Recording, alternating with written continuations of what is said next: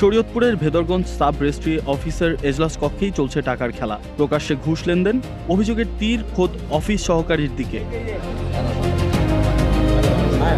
এজলাস রুমে বিচারিক কার্যক্রম চলার কথা থাকলেও এখানে চলছে প্রকাশ্যে টাকার খেলা। স্থান শরীয়তপুরের ভেদরগঞ্জ সাব রেজিস্ট্রি অফিস। নিয়মনীতির তোয়াক্কা নেই, সাধারণ মানুষের দলিল সই করাতেই গুনতে হচ্ছে বাড়তি টাকা।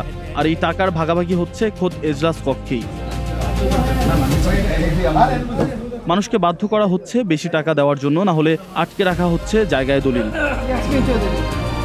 এসব কর্মের মূল হোতা অফিস সহকারী মবিন। তিনি টাকা উঠিয়ে পৌঁছে দেন অন্যদের কাছে। সরকারি ফি না থাকার পরেও কিসের টাকা নেওয়া হচ্ছে প্রশ্ন করলে থতমত খেয়ে যান মবিন। দিতে পারেনি কোনো উত্তর।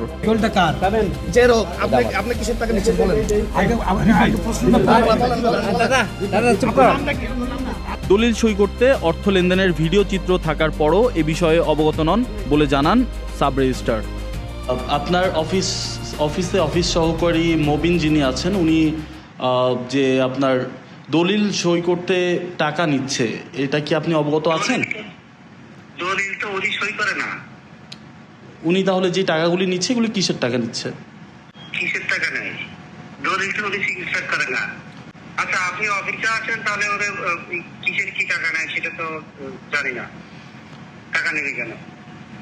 আচ্ছা, এই যে টাকাগুলি, যে আপনাদের যে এজলাস রুম আছে, এই রুমের মধ্যেই কিন্তু উনি টাকা নিচ্ছে।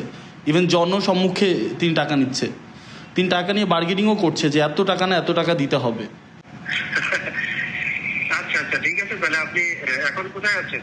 আমি তো ভাই অফিসে, ঢাকায়। ঢাকায় না? আচ্ছা, তাহলে আপনার এই প্রতিনিধি কাউকে পাঠাই দিয়ে যে কি আছে আমি জিজ্ঞেস করে, তারপরে যদি ঘটনা হয় তাহলে আইনগত যে ব্যবস্থা আছে ওটা নিব। না না ভাই, আপনি এই ব্যাপারে আপনি অবগত আছেন কিনা? না না না, অবগত না। আচ্ছা, বললাম উনি তো সিগনেচার নেন না।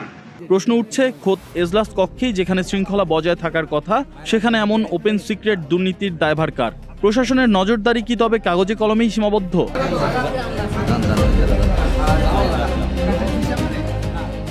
ফারদিন আলম, নাগরিক প্রতিদিন।